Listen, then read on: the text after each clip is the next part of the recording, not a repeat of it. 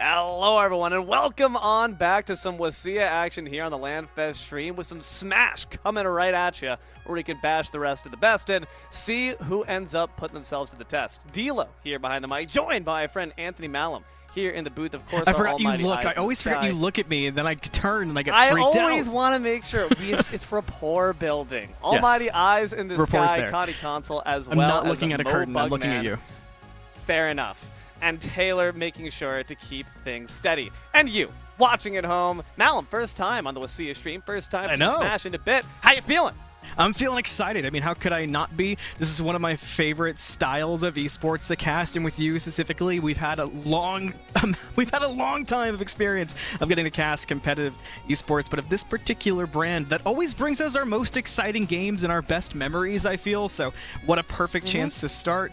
Good day, good dinner, good mood, great team. What more can you ask for? Great shirt as well. You're looking just thank you. See, fantastic. And you're already making me feel welcome. Yeah, well, lack course, of cut. It's going. I'm trying to be more like great. you.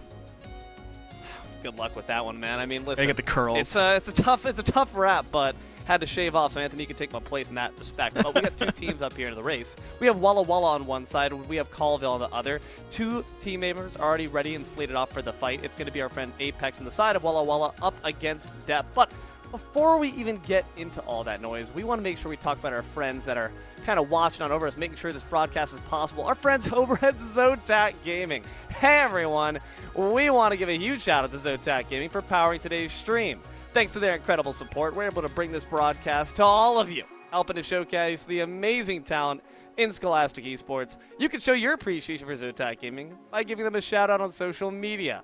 Make sure to join their community on the Discord. Don't forget to use the hashtag powered by Zotac or hashtag ZotacUSA when you post. The big Zotac graphics card in the sky. That's the most important aspect.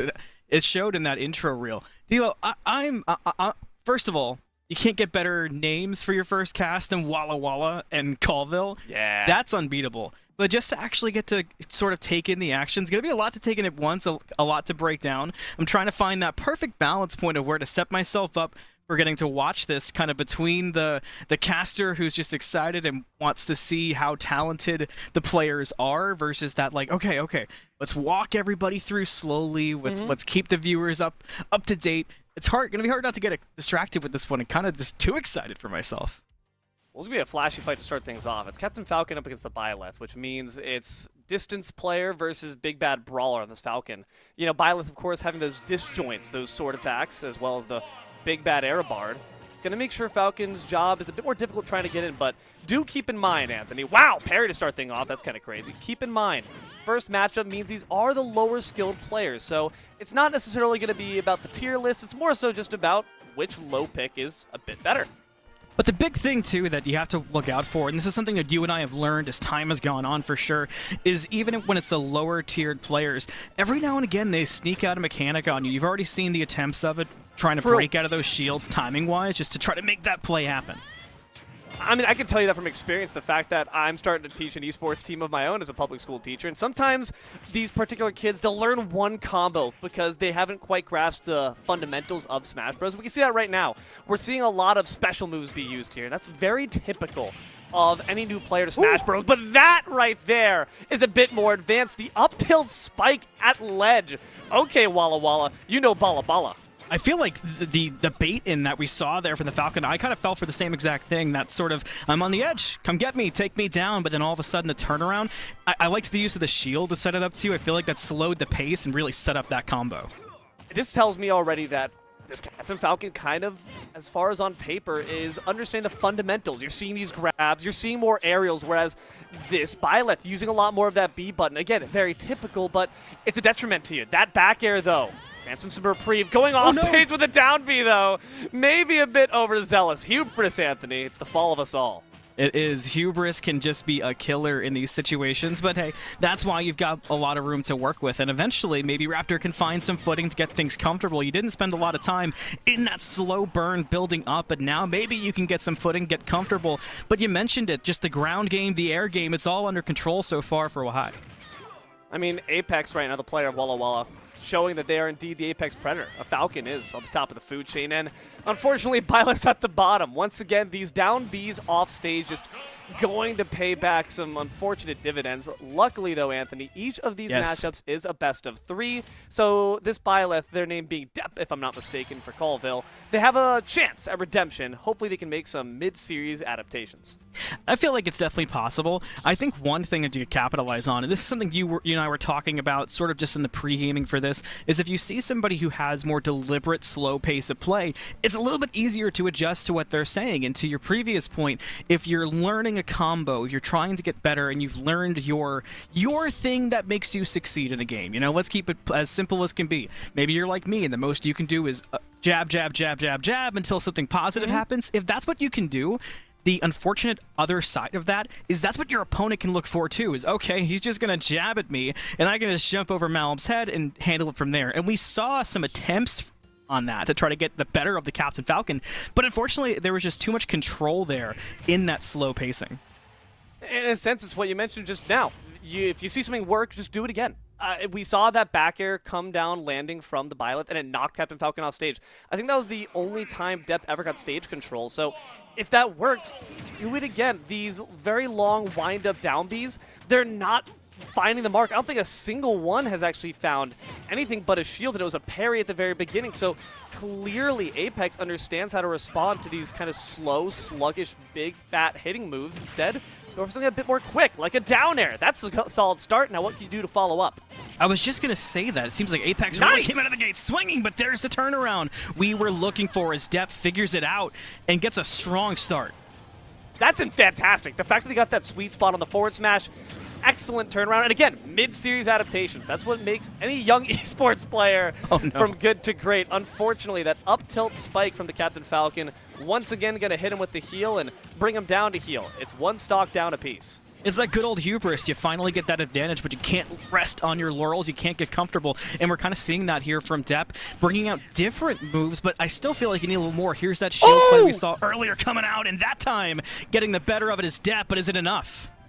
No, unfortunately, the punish wasn't there. They had the shield break, but maybe not quite sure what to do afterwards. Another down B, that would have been the stock, but I gotta say I'm very surprised from Apex to kind of just sit and shield. You know this move breaks it, and this time, there's the adaptation. They jump right on over and find the grab. Apex now getting back comfortable in the position we saw earlier. This is the exact pace that Apex wants, and you can see it. Just can camp it out there and watch that one go down, looking as strong as they did in the first game. Yeah, we're starting to unfortunately find ourselves back in the doldrums. Great Raptor boost into double up air. They do lose stage control, but quickly regain center stage with that Falcon kick. I like the fact that we're seeing some grabs, but again, just Byleth's aerial game is actually one of their kind of shining stars, and the fact that we're not seeing enough of those A buttons be pressed. It's a lot more Bs, but there we go. Showing that we know there are A buttons there. The question is it too late? That's what I was just going to ask you, is that we're seeing so much use of the shield and positioning coming out from Apex. Maybe, just maybe, there'd be something to adjust for, but Apex shuts any plan of that right down.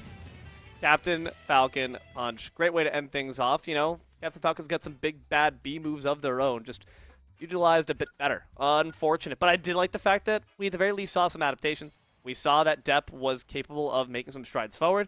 Even though they don't take the fight, they don't take the series, that right there shows me potential for growth, potential for improvement, and that's all you can hope for as a young esports athlete themselves. So Walla going to take that first match, but the format means, Anthony, that these first matchups, they mean something. They can certainly stack up in the long run, but they're not as valuable as the matchups at the top. That pressure really lies up the ladder. Heavy lies the crown.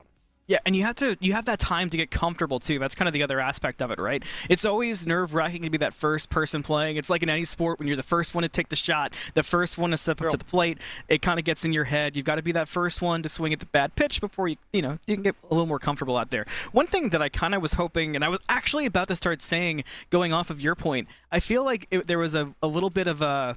And maybe this has to do with the tier, but it seems like the shields and kind of the timing of it was really getting the better of Depp. How effective, I guess it would be very character dependent, how effective would it have been there to focus on grabs and trying to change up the pace and the tempo of play and sort of take that speed back and take that tempo back if you were Depp? It absolutely would have been a great adjustment, and I think we saw a tiny bit of that. There were some whiff grabs actually coming out from Depp near the end, and I think it's because they conditioned their opponent Apex to shield so much, because if you're going to use those big, slow, kind of silly attacks there, like the air bar, like the down B, naturally the response is shield, because I know that you're not going to try to grab me. I have nothing to fear if I just hold shield the entire time. But once you've conditioned your opponent to do that, yeah, if you set a pattern, kind of break the mold. Start off with those grabs and throws, especially since Byleth has a pretty solid throw game. But no longer those characters, they're in the past. The future is Lucario and Ridley. Let's find out who takes control early of that neutral, who comes out of the gate swinging. That was the key in the previous game, right? Set your tone, get your tempo rolling, and dictate how the stage plays out. And so far, the Lucario is definitely trying to make the plays happen, but can't land a hit yet. Well, the thing about a Lucario is, Anthony, anytime you hit him, you're just loading more bullets into the chamber. Lucario operates off of the aura mechanic, which means that alongside Rage, any damage you do to him only augments his power forthright. Stacking that on top of the natural Rage mechanic that every character has access to, if this Lucario gets to about 100% and this Ridley can't find the kill, it's going to get immensely more scary, immensely more quickly. Yeah, you can see Tinfoil Man definitely trying to do just that, continue to aura farm out and get that first real bit of dominance, but I love the dancing you're causing here, making them uncomfortable, setting yourself up to be able to make that big play. I mean, we've been stuck in the same repeat for so long, but finally there's an answer back from Walla Walla. Space Pirate Rush alongside the dash attack. These extreme speeds are a bit risky because the Ridley's going to instantly catch up. Down throw sends him up, but can't quite chase him. And it's actually going to be a Force Palm in response. 100% has been reached. The threshold's been acquired. Now Ridley's in danger. YBG comes back down. Are you still in that danger? Just can't get comfortable footing up against Tinfoil Man now. The step up, the step down. Now you're stuck on the ledge. Where do you have to go? Up into the air and down you go. Nice. That's a massive sigh of relief there for the Ridley. You never want to let a Lucario live for longer than 100%. Your goal as a Ridley, and you have some good tools to do so, get these kills off early. It doesn't matter the speed. It more so just matters at what percent, because the longer you let a Lucario stand with all that aura farmed up, the more dangerous it becomes. Now Ridley's at Rage as well, and Lucario at this low percent doesn't have the easiest means of finding kill confirms. So as long as you can stack up some solid extra credit, if you're YBG, you're feeling good. Looks like maybe there was a bit of a plan there from Tinfoil Man, but ends up finding it anyway on the other side of things, making it real difficult right now for YPG to get anything going. Maybe you have it here, you finally have an angle, but that percentage is getting high, D-Lo. And look, you don't need to be an expert to know that that's frightening. Neutral air upon neutral air. That's Ridley's game. Anytime you see him spin in a circle, you know they're doing the right thing. That shows me, again, that Walla Walla knows Bala Bala. It's one of the fundamentals of this character's neutral game. Doing a solid job with the forwarders as well. Finds the reverse back air off the platform, too. At 169, this dragon cannot die. That's that control of tempo that we talked about. Even though it's felt kind of as if Walla Walla's been on the defense this whole time. The best defense is a good offense, evidently. And left side, strong side, but finally a hit to handle. The percentage just got too high, D-Lo. No matter how strong of a game you've had, eventually you've got to go, right?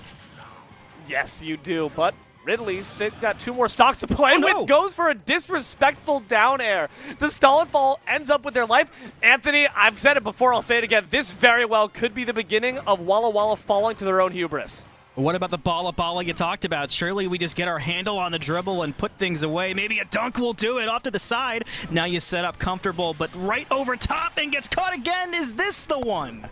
Lucario needs to stop recovering to extreme speed to center stage. They need to go to ledge. Ledge is way safer, even though it feels scary to recover against it. The big bad boot to the face, and that's going to be Raptor erased. First game goes to YBG for Walla Walla. You called it. You said you got to go left, you got to go left. You can't go center. Left side, strong side. In that case, center side, erased side. And that gives an advantage away, which it felt like there were so many moments where the game was understood by Colville, but Walla Walla said, okay, that's fine. My game plan seems to be ironclad. Go ahead, you try to figure out a way around it. And that simply wasn't an option for Colville that time.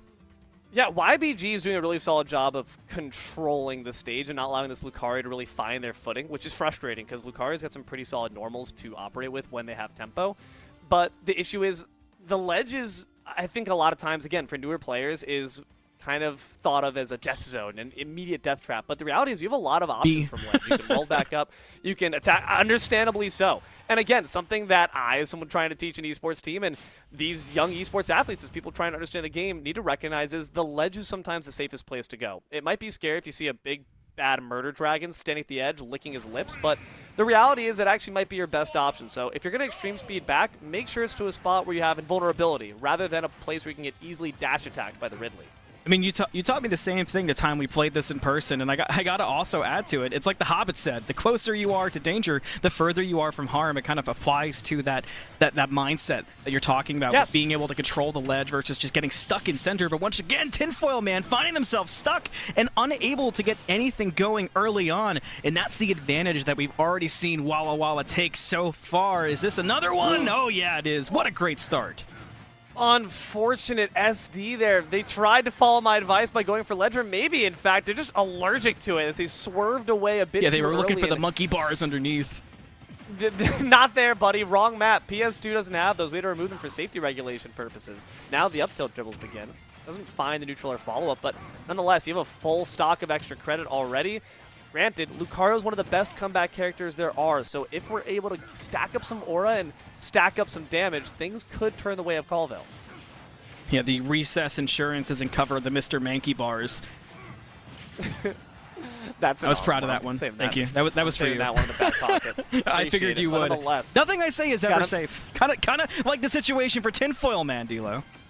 Agreed. 117 does not feel good, especially the extreme speed back to center stage again. They don't follow our advice, but they don't get paid back for it this time. And even though you don't get paid back for it, does not make it a good decision, and I hope that they don't feel that way about it, but instead they just decide to drift themselves into the abyss. They certainly did not need to die for that, Anthony, but maybe that was just a case of downward spirits, or maybe just that last play, it looked like a pendulum where you're doing that same thing back and forth over top, and it got to the point where it looked like the player here from Walla Walla was just waiting and saying, all right, I'll just bonk you on the way back, and that one's going to be a tough end and just a quick victory for Walla Walla. That is unfortunate. Tinfoil Man there taking 2 SDs. An issue we've actually seen now across all of Colville's players so far is just an inability to recover safely. And again, it's a fundamental issue. That is something that, as a new Smash player, you need to make sure that you are understanding, which is how to save your resources, how to properly expend them. If I have a jump, when am I using that to get back to stage? When am I going to be mashing up B? In that case, we just kind of saw neither one happening there. So an unfortunate 2-0 this time, once again, to Walla Walla. Coming up next will be the Sledgehammer on the side of Walla Walla up against Colville's the Chickenator. What do you think wins in a battle between a Sledgehammer and a chicken, Anthony? What do I think wins? Well, what side of the road are we on? That's a good point, actually. Left side. Strong side. Left side, strong side. In that case, I got to go Sledgehammer. I will say, though, contingency plan, if this is before the cane sauce, the Sledgehammer might not have an interest. There's a lot of layers to this. We could go really deep with this discussion. That's a fair point. The Bojangle sauce on top, and now, hold on a second. Yes, the Bojangle sauce on top. Wait a second. This might not be a chicken, but it's certainly a bird of a different form. Penguin. Penguin with Bojangle sauce? Your thoughts? I would. 100%. Awesome. Well, I gotta tell you, I would not like this match with Humble King DDD. This is one of the bottom 1 characters in all of Super Smash Bros. Ultimate. However, that's only the case if you know how to play against him. The reality is a lot of lower-tiered players might not understand quite how to fight a back. But I'm seeing it right here. They do. Just hit back those spike balls. Unfortunately, instead, you eat the mallet, you eat the dash attack, too. Seems like a good setup as well against the Lucario, who we've already seen so far really takes a slow burn to set up and get comfortable. And this time, it's just going to be taken advantage of by the Sledgehammer doing just that, bonking away. The Chickenator just kind of experiencing the exact same doldrum we've seen of all Colville players so far. Just inability to recover. They had the extreme speed. They could have used it, but they elect not to. And it's throwing me for a bit of a loop. I'm not going to lie to you, Malum. I think we really need to make sure that we're playing for our life. Damage is important, sure, but you have to keep stocks to do it. It really feels like the Sledgehammer is just making the stage feel even smaller and tighter to work in than it actually is for the Chickenator. I don't know how you break around that, but certainly not the way you want to start out. That's another stock gone. Another SD and the extreme speed off the Angel platform. They use that vulnerability. Oh, no. Can they recover back this time? Okay, yeah, I was about to say, don't go off stage. If you know that your strength is not in recovery, there is no reason to not have your feet on terra firma. Just stay with your feet firmly planted, please. Now dominating the center, which is kind of a stark contrast to the previous game, is the Sledgehammer, but you can maybe understand why this Lucario, we talked about being stuck within this space, having no room to work, gets comboed and sent away. I salute you, my friend. We'll see you in the stratosphere. Up air to finish it all off. Sledgehammer You know what, I will say, the Chickinator or the Sledgehammer, they would both make sense for this character. They do got the big mallet after all. And again, this Lucario can certainly play against this. You can take some damage and you can peel it back with the aura. But the issue is King Dedede, as a character with such heavy hitting moves, Malum, it can be very easy to take a stock at 50, 60, 70% before the aura even really becomes a factor. So it makes it even more unlikely for them to be able to get much done. That being said, we are getting a note here, some word from the street, some word from the boxing ring. The Colville player selected the wrong character. That is unfortunate and certainly explains why they didn't quite have their sea legs. Yeah, you could see that, and that explains why it felt like the stage was being made to be so small. Because if you're not comfortable in what you're trying to figure out, how on earth are you going to get through somebody who's swinging for so much damage, even if it is slower? And as you've mentioned already, just because it seems like somebody's making slower movements and you might see it higher tier play, that's because they're comfortable in exactly what they're trying to accomplish with the character they are playing. So if you're seeing that, it's just a level of, all right, this is what I'm going to do. You can try to figure it out, or I win today. Whoa, cannon matchup, and also my favorite character is on the field. I'm happy. A lot of inhales here. Should I just sit down now? Should I just let you? Should I let you go on this one? Yeah, you can head out, buddy. You can hop out the VC. You've done your job. Good work. Great cast. Anywho, Kirby, let's see how this one goes. The first match is still being counted, so nonetheless, we are batting from a disadvantage as Colville. And also, you just got hit by a hammer and the body of this penguin and a spike ball, so Kirby's not feeling the best. Yeah, a bit of a tough go-around to start things off, but already looking to see if they're trying what you've been talking about today, and that's sticking closer to the ledge and trying to establish some control there. Maybe that is going to be the case so far for the Walla player, and it's working out a little bit better. A slow start, but starting to burn into something cleaner. Maybe trying to take advantage of the air. You talked about that too, D'Lo. I just don't want us to see us spam this down B. I've got 3 Kirby players at my school, and they all love it, and I get it, but it's so punishable. That the stone move. Everyone knows it from when they're a kid. I used it. I abused it. I'm by no means an angel. But I think that's how I've won all the games I've won. Of course. No, it's understandable. It's so appealing. But against a player who has a command grab like King Dedede with that inhale, they can easily pull you out of it, or some of the hits from King Dedede are strong enough to actually disrupt the invulnerability and just kill you outright. So first stock, still have it, but gotta be careful. 120 is by no means safe for Kerbals, especially if you take a spike ball to the back. I'm so impressed so far by the big thing you talked about that I really took note of, that I wrote down in my brain, was watch for that ledge control in these earlier sort of lower tier games, and it seems like that's been a perfect description of what dominates it so far. But maybe this time Walla can get a little bit more comfortable, take advantage of having that fresh start, but no, instead could get caught out. Just too much damage here from the King Dedede, and no kill confirms from this Kirby. I mean, there are options to take him down at 96 or sub 100, but oftentimes it comes down to confirms such as forward air landing into forward smash, and that's just not something that a player of this caliber might have that knowledge of. You see right there, they use that down B, but they instantly get knocked out by the F tilt. And this King Dedede is actually trying to approach, maybe trying to bait it out, in fact, Anthony, to try to find a hefty punish afterwards. I've noticed that. It almost seems like they're doing that step back, wait to watch, and that's why. Pop, pop. They released them. I didn't know that's a combo. Release from inhale into up tilt. Are they doing it again? That is genuinely brilliant. Hey, why are you writing that down? Who are you going to use that against? No one. King Dedede is still a terrible character. Absolutely no one. But I will note that before I play against this character. Listen, this is still nonetheless very impressive player so far for Walla. Oh. And the question is, can anything be done to stop Sledgehammer? Oh, dear God. Thank God. But not the SD. No, you had it. Back. You had it. We saw the self-sabotage at that, and it still somehow works out. Just the Intimidator bonus, Malum, I suppose. Sledgehammer's too scary. Yeah, shout out Dale Earnhardt, you know. Like you predicted, man, the Sledgehammer wins the cannon matchup. Hey, sometimes you just got to hit a chicken until it pops, and that was the case there. The Chickinator goes pop to the Sledgehammer. There it goes. If you're looking at the notes there for what you can do against that King Dedede, that was too grotesque, Anthony. Come on, this is a school channel. I thought it was gentle, you know? For the chicken, I don't think so. They would disagree. That's true. Up on the street, we have player you. You, as in you, watching at home. Thank you for that. And Daniel. So kind of toning it down there in terms of the silliness, but that makes sense. As we further ascend up the ranks, it's all getting serious. It's all I've been looking forward to this part. Business. Yes, got me this is gonna be rubbing my match hands 4. in excitement. So that means we're in the semifinals technically. That being said, Walla Walla, I do believe if they take this one, that is completely kaput. That means that they will have a clean sweep at it because the points have already stacked up in their favor to the point where it would be insurmountable. Nonetheless, we always do make sure to see all of the teams play. So let's find out. It's a villager, a little happy pink-dressed girl up against the murder demon angel themselves, Sephiroth. I've been looking for. I was hoping I'd get to see a Sephiroth play, one of my favorite characters to exist. Every time I've played this with the friends, lock it in. I always lock it in myself and then kind of stumble around and figure it out. I kind of look like that. I'm not gonna lie to you. Tough start, but we recover. We regain. Hopefully, let's see. Again, I'm curious if they utilize more than just the smash attacks that I'm seeing so far. And right now, it's just been kind of a lot of bullying because this villager clearly knows how to utilize their tools. That slingshot is what you're going to see a lot of, Malum. It's an amazing, very quick projectile that not only spaces, but combos into itself.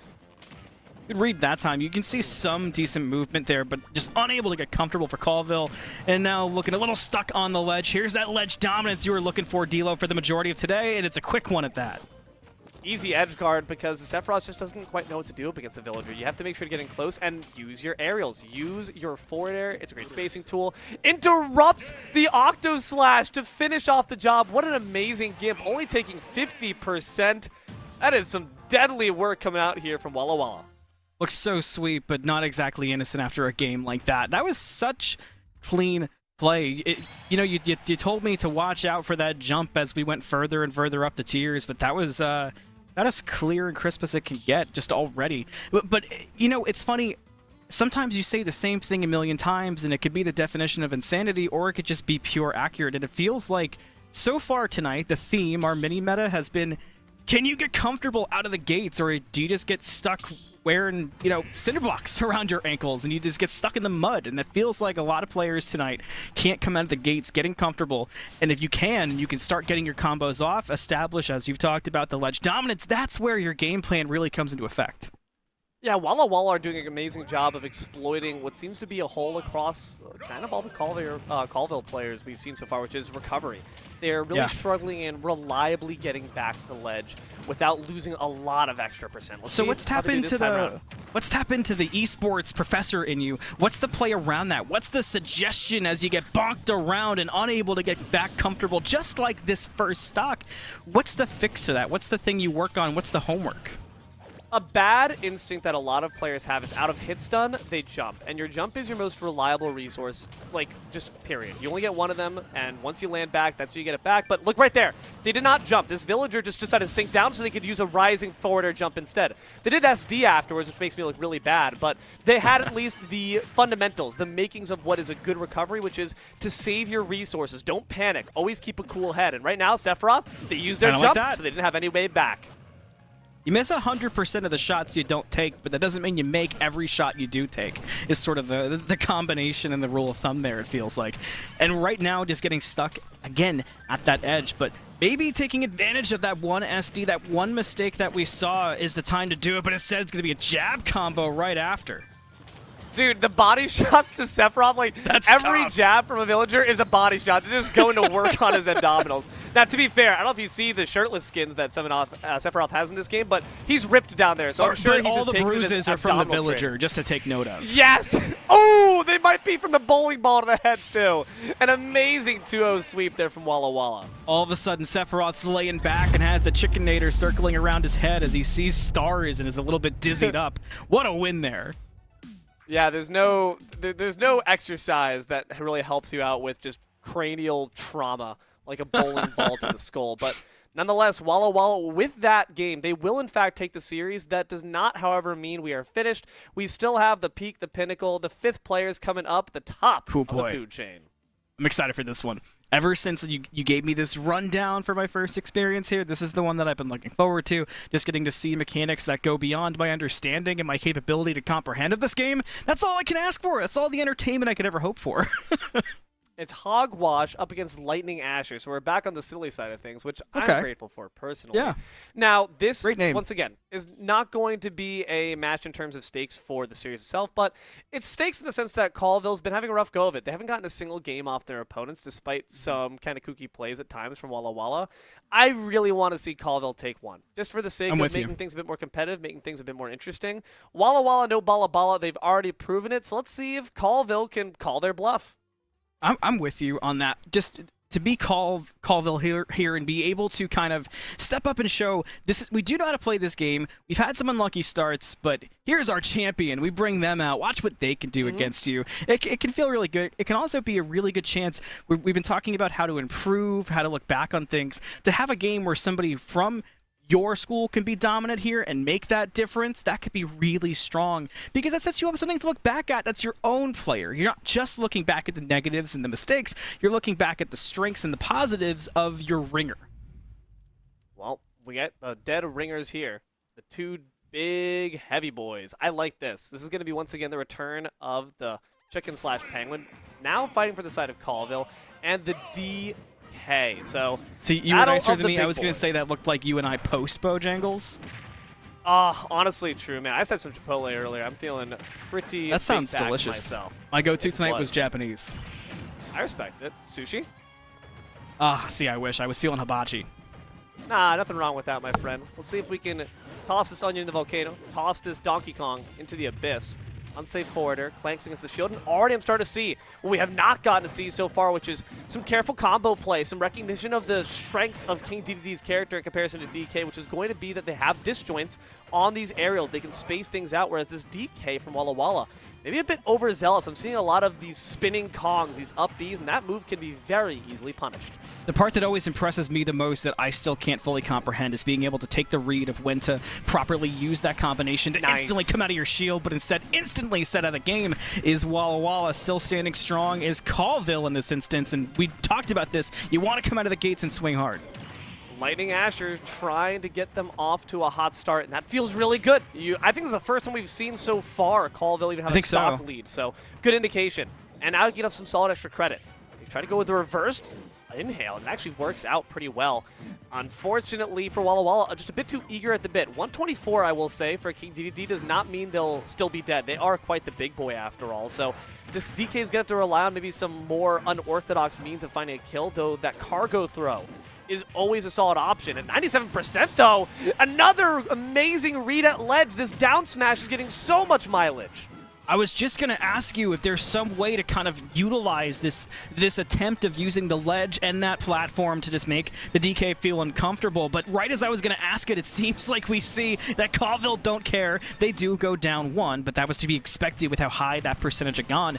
It feels like they have such an understanding of how to keep the pressure on in this instance that there's no way for anyone else to get a footing. Harry comes out there from the DK. Down airs upon down airs. We're seeing a lot of that, which definitely can be punished in the future. I'd like to see us landing with more safe aerials, especially if you're this DK who's already down behind.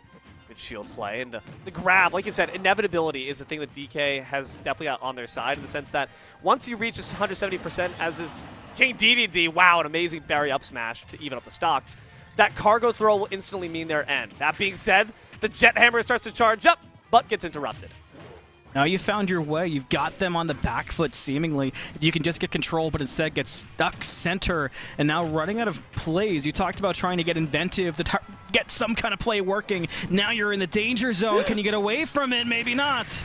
Stop jet hammering, please. This King DDD has got to stop using that down B. It's too risky. You're playing with your last stock. You're playing with not only that, but the pride of your entire team. Just get one game off, and then we can get silly with it. The forward smash, but it gets red, and the giant punch super armors right through it.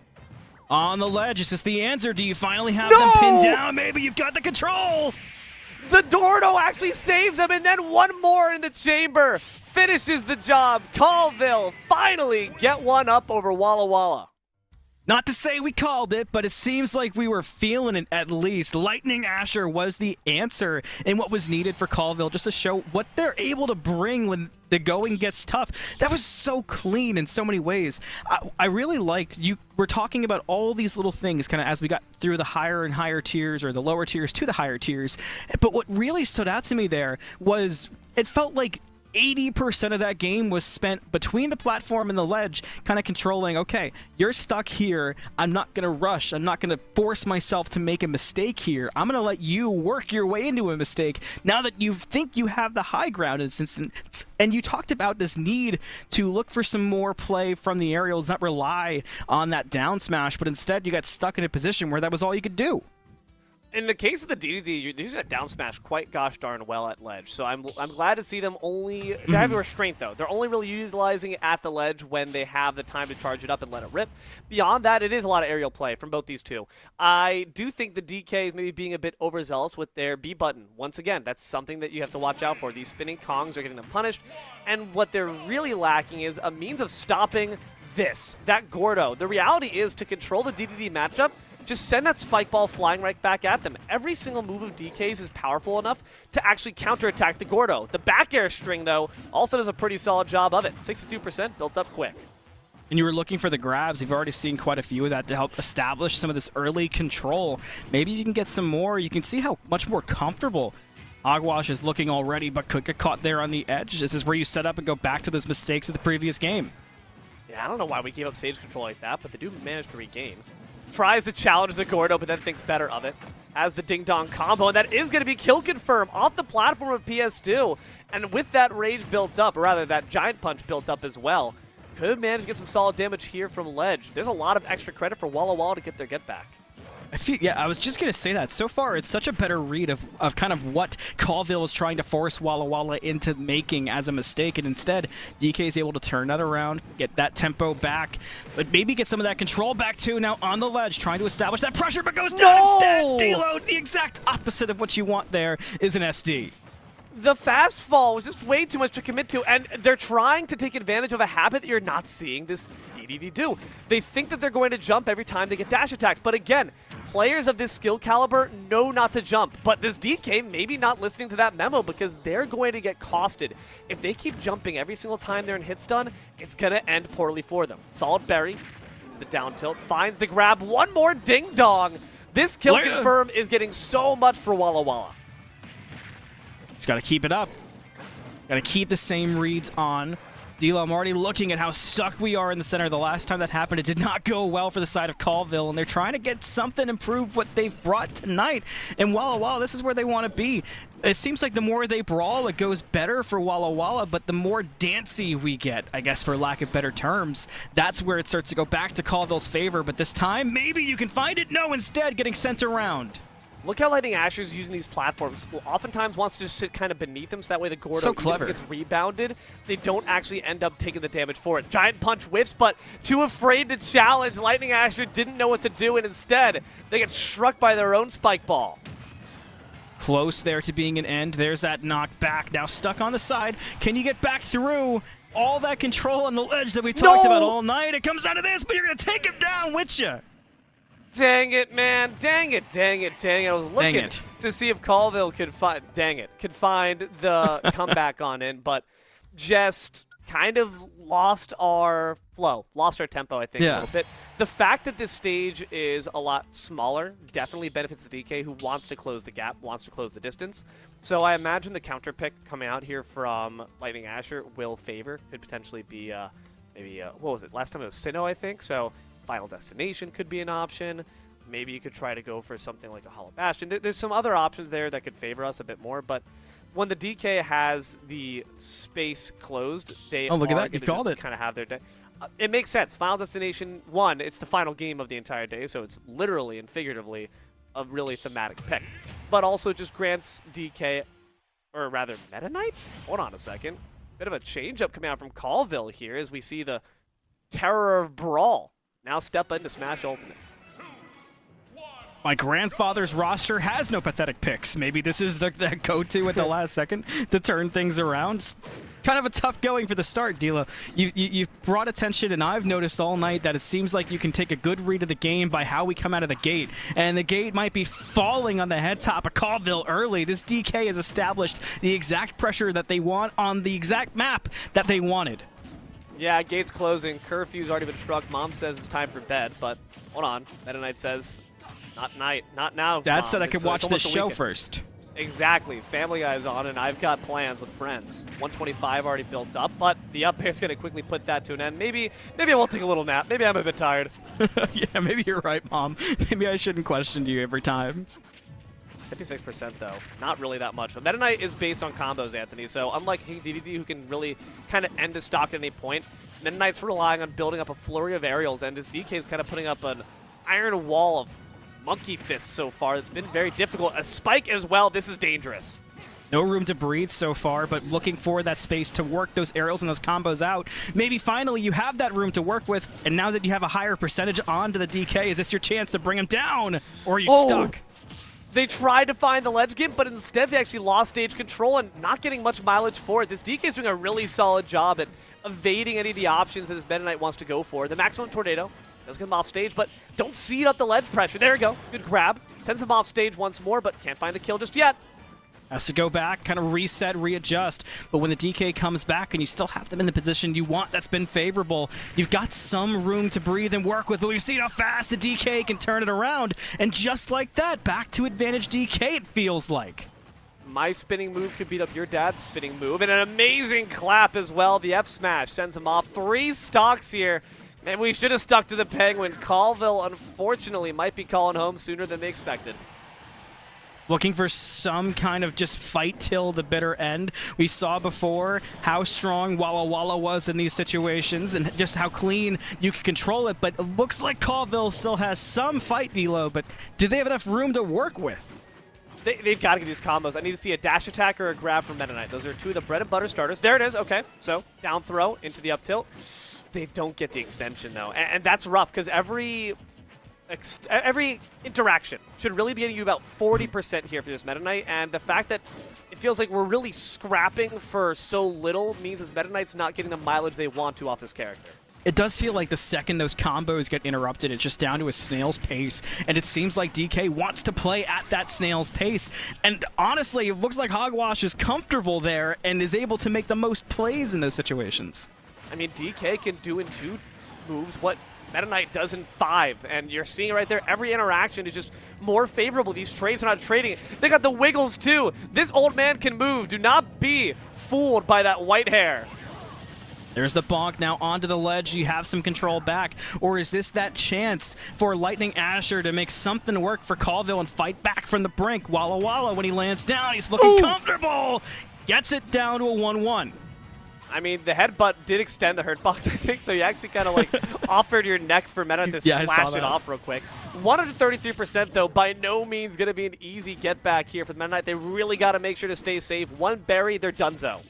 And how hard is it to stay safe when you have to get the combos to get the high percentages, just like you said? No! There's one, but now could be vulnerable and sends himself to the grave. A tough end for Colville. It was looking so clean, D-Lo. They hedged their bets. They literally said, let it ride on 72 black, and they tried to go for the shuttle loop spin. The corkscrew attack is risky. You go into free fall after that. You don't have any jumps after. You don't have any chance to recover. You're put in free fall. So they literally said, all in.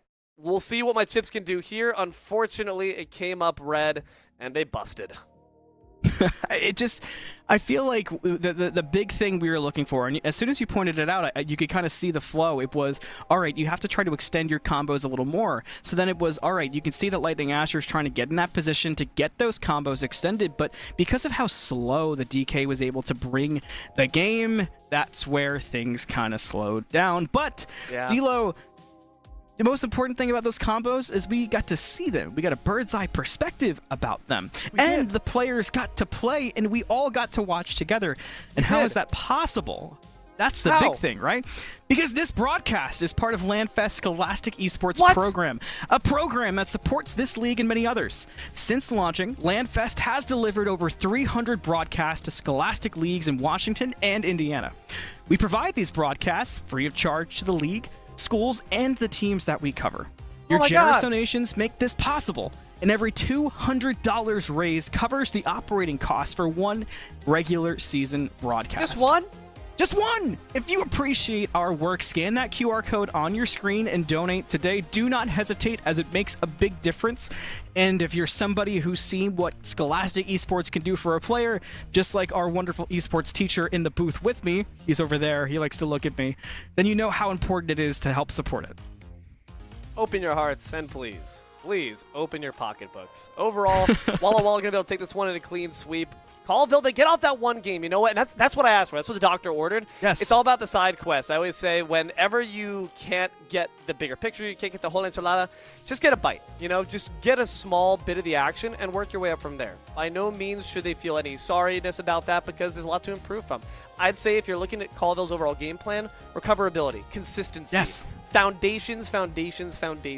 That's what makes a good Smash Bros. Player. And the tenacity to keep forward after a tough loss like that, that's what makes an amazing esports champion. That being said, that is all we're going to have for you here today on WSSEA Smash Action here in the booth. I've been D'Lo, joined by Malum here for the first time on the stage. Please give him his flowers. He did an amazing job.